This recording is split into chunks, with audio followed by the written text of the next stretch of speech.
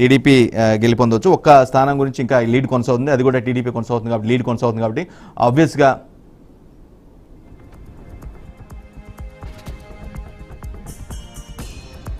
36 స్థానాల్లో టీడీపీ గెలిచింది ఆల్మోస్ట్ అనుకోవచ్చు. వైసీపీ కేవలం 10 స్థానాలు 151 నుంచి అంటే లాస్ట్ ఎలక్షన్స్లో 2019 ఎలక్షన్స్లో 151 స్థానాలు గెలిచినటువంటి వైసీపీ ఈసారి కేవలం 10 స్థానాలకు మాత్రమే పరిమితమైంది. చాలా డ్రాస్టిక్ చేంజ్, చాలా లాస్ అయ్యారని స్పష్టంగా అర్థమవుతుంది. ఇక జనసేన పోటీ చేసిన 21 స్థానాల్లో కూడా గెలుపొందింది. ఇక బీజేపీ 10 అసెంబ్లీ స్థానాల్లో పోటీ చేస్తే 8 అసెంబ్లీ స్థానాల్లో గెలుపొందడం జరిగింది. రైట్, ఓవరాల్గా ఒక ఫిగర్ అయితే కంప్లీట్గా వచ్చేసింది చెప్పుకోవచ్చు. రైట్, అమరావతి బ్యూరో చీఫ్ ఏడుకొండలు లైవ్లో సిద్ధంగా ఉన్నారు. ఏడుకొండలు, ఈ ఫలితాలపై ఏంటి పోస్ట్ మార్టం జరుగుతుందా? ఫలితాలపై ఆయా పార్టీలు ఏంటి కూటమి ప్రబంధం సృష్టించింది, కూటమి నేతల రియాక్షన్ ఏంటి? వైసీపీ నేతలు చాలామంది మంత్రులందరూ కూడా ఎక్సెప్ట్ 2 జగన్మోహన్ రెడ్డి, పొంగనూరు పెద్దిరెడ్డి మినహాయించి అందరూ కూడా ఓడిపోయారు. ఇటువంటి ఫలితాలు పైన అసలు ఏంటి ఇక్కడ మీ ఏరియాలో అటు పర్టికులర్ మీరున్న ప్రాంతంలో ఎట్లా వైసీపీ టీడీపీ రియాక్షన్స్ ఏంటి?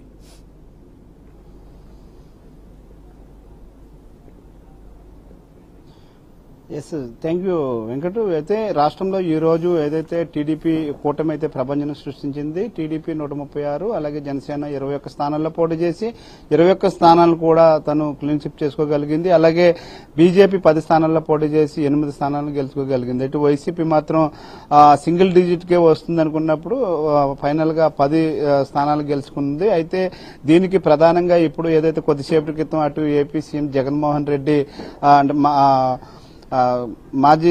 తాజా మాజీ సీఎం జగన్మోహన్ రెడ్డి మాట్లాడుతూ కూడా ఎన్నో సంక్షేమ పథకాలు చేశాము, కానీ ఈ యొక్క ఏదైతే ఇప్పుడు వచ్చినటువంటి ఫలితాలు ఊహించడం అని చెప్పేసి ఆయన ఒక రకంగా కూడా ఏదైతే కొంత నిరాశను వ్యక్తం చేసినటువంటి పరిస్థితి కనిపిస్తుంది. అయితే దీనికి ప్రధానంగా ఇప్పుడు టీడీపీ ఏదైతే 136 సీట్లలో ఏకపక్షంగా నిలబడింది. అయితే మొత్తం మీద కూటమికి వచ్చేసి 161 సీట్లు వచ్చినాయంటే ఇది మామూలు విజయం కాదు.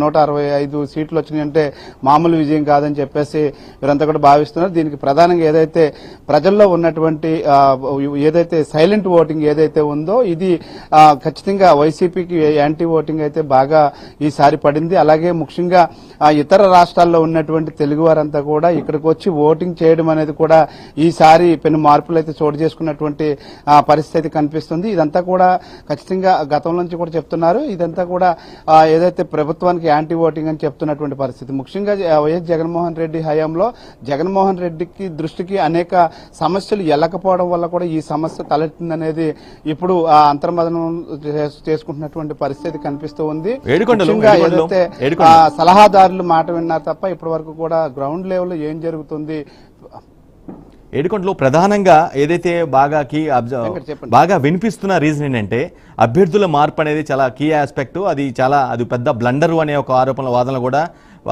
వైసీపీ నుంచి కానీ లేదంటే జనరల్ పీపుల్ పబ్లిక్ నుంచి కూడా వినిపిస్తూ ఉంది. నిజంగా అభ్యర్థుల మార్పే ఇంత పనిచేసిందా, లేదంటే పాలనాపర లోపాల వల్ల కూడా ఇటువంటి ఫెయిల్యూర్ ఎదుర్కోవాల్సి వచ్చిందంటారా?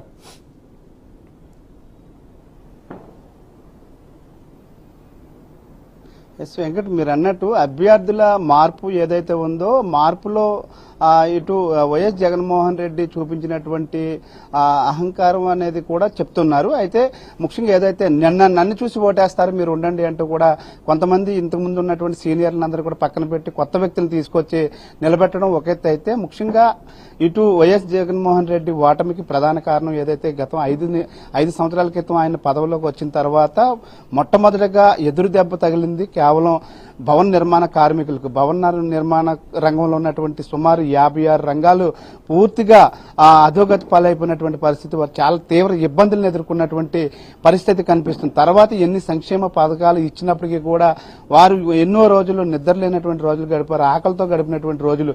ఇవాళ ఖచ్చితంగా చెప్తే భవన నిర్మాణ కార్మికులు ఎదుర్కొన్నటువంటి సమస్యలే ముఖ్యంగా ఈ యొక్క వైసీపీకి పెద్ద ఇది చెంపపెట్టని చెప్పుకోవచ్చు. ముఖ్యంగా ఏదైతే ఉన్నటువంటి రాష్ట్రంలో ఉన్నటువంటి నాయకులు మంత్రులు మాట్లాడినటువంటి భాష కానీ వాళ్ళు మాట్లాడినటువంటి పరిస్థితిజాలం కానీ ఇవన్నీ కూడా ఆంధ్రప్రదేశ్ ప్రజలను తీవ్రంగా కలిసివేసినటువంటి పరిస్థితి కనిపిస్తుంది. ముఖ్యంగా కులాల వారీగా విభజించి మాట్లాడినటువంటి మాటలు, ఏ కులానికి సంబంధించినటువంటి మంత్రి ఆ కులానికి చెందినటువంటి నాయకుడి మీద చేసినటువంటి వ్యాఖ్యలు కానీ, అలాగే ముఖ్యంగా ఏదైతే చంద్రబాబు నాయుడిని ఇటీవల అరెస్ట్ చేయించడం కానీ, వీటన్నిటి సమస్యలు చూసుకుంటే ఓవరాల్ గా ఒకేసారి ఏదైతే శిశుపాలుడు 100 తప్పులు అన్నట్లుగా కూడా ఒకేసారి ఇవన్నీ కూడా ఈ వైసీపీకి ఒక్కసారిగా మూటగట్టుకుని వచ్చాయని చెప్పుకోవచ్చు. అయితే వైసీపీ ఓటమికి ప్రధానంగా ముఖ్యంగా మీరు చెప్పినట్లు అభ్యర్థుల మార్పు ఏదైతే ఉందో అభ్యర్థుల మార్పు చేసినప్పటి నుంచి కూడా వైసీపీలో ఎక్కడికక్కడ అంతర్మదనం కూడా మొదలైంది.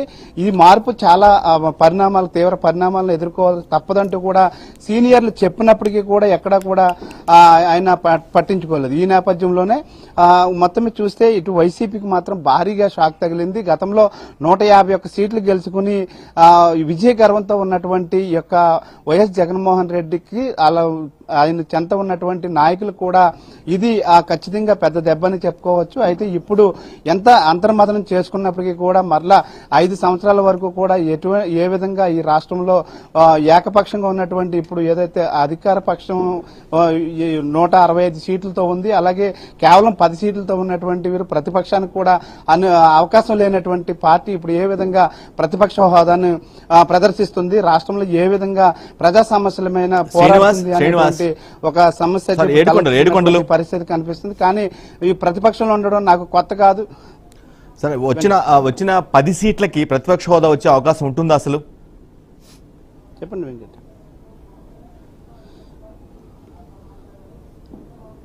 ఖచ్చితంగా ఈ యొక్క 10 సీట్లకైతే మాత్రం ప్రతిపక్ష హోదా అయితే ఖచ్చితంగా ఉండదు. ఎందుకంటే కనీసం 21 సీట్లైనా సరే ఉండాల్సినటువంటి పరిస్థితి, 20 నుంచి 23 సీట్ల వరకు కూడా ఉండాల్సినటువంటి పరిస్థితి ఉంది. అయితే ప్రతిపక్షం అనేది ఇప్పటి వరకు కూడా ప్రతిపక్ష హోదా లేదు కాబట్టి ఇప్పుడు ఏ విధంగా వాళ్ళు ముందుకెళ్తారనేది చూడాలి. అయితే వైఎస్ జగన్మోహన్ రెడ్డికి తగిలినటువంటి ఎదురు దెబ్బకు సంబంధించి ఆయన అయితే మరొకసారి మరలా ఇక్కడి నుంచే మొదలు పెడతాము, ఇక్కడి నుంచే లేస్తానంటూ కూడా ఆయన చెప్పినటువంటి పరిస్థితి కనిపిస్తుంది. ఈ ఓటమికి సంబంధించి మరొకసారి మేధోమథనం చేస్తామంటూ కూడా ఆయన చెప్పినటువంటి పరిస్థితి కనిపిస్తుంది. ఏదేమైనప్పటికీ కూడా అక్కచెల్లెమ్మల ఓట్లు ఎటు వెళ్లిపోయాయి అనేటువంటిది ఒక అనుమానం వ్యక్తం చేశారు. ఇన్ని సంక్షేమ పథకాలు ఇచ్చినప్పటికీ కూడా ప్రజల తీర్పును మాత్రం నేను గౌరవిస్తున్నానంటూ కూడా చెప్పారు. అలాగే గెలిచిన పార్టీలకు శుభాకాంక్షలు చెప్తున్నానని చెప్పేసి జగన్మోహన్ రెడ్డి చెప్పినటువంటి పరిస్థితి. ఏదేమైనప్పుడు కూడా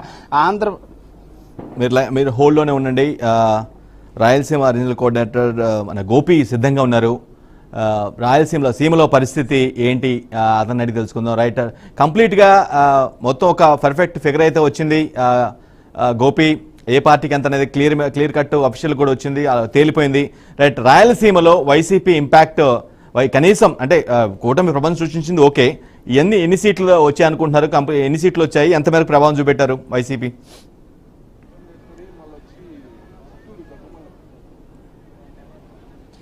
వెంకట్, మొత్తం మీద అంటే రాయలసీమ జిల్లాల్లో అది మనం అంటే ఇందాక మీరు చెప్తున్నట్టు ప్రకారం 2019 కావచ్చు, 2014లో కూడా పెద్ద ఎత్తున రాయలసీమ జిల్లాల్లో ఎక్కువగా అంటే గతంలో కూడా కాంగ్రెస్ దాని తర్వాత వైసీపీ ఈ 2 పార్టీలకి ఎక్కువగా సీట్లు వచ్చేటివి. అలాంటిది ఈసారి ఊహించినటువంటిది అంటే ప్రధానంగా 52 సీట్ల వరకు ఉంటే ఇందులో ప్రధానంగా 50% పైన కూడా గతంలో వచ్చినట్టు దాఖలాలు ఉన్నాయి. అయితే ఈసారి మాత్రం క్లీన్ స్వీప్ అయిపోవడం జరిగింది.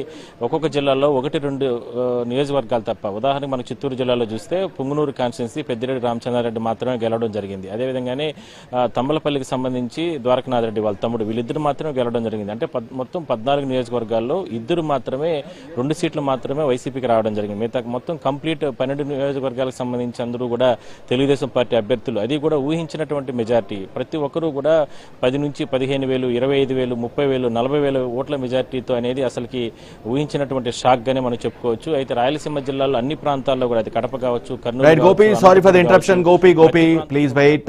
ఢిల్లీలో బీజేపీ సమరాలు 3వసారి కూడా మ్యాజిక్ ఫిగర్ దాటింది. సో ఆబ్వియస్ గా కేంద్ర బీజేపీలో ఢిల్లీలో ఢిల్లీ కేంద్ర ఆఫీస్ దగ్గర సమరాలు వెలువెత్తున్నాయి.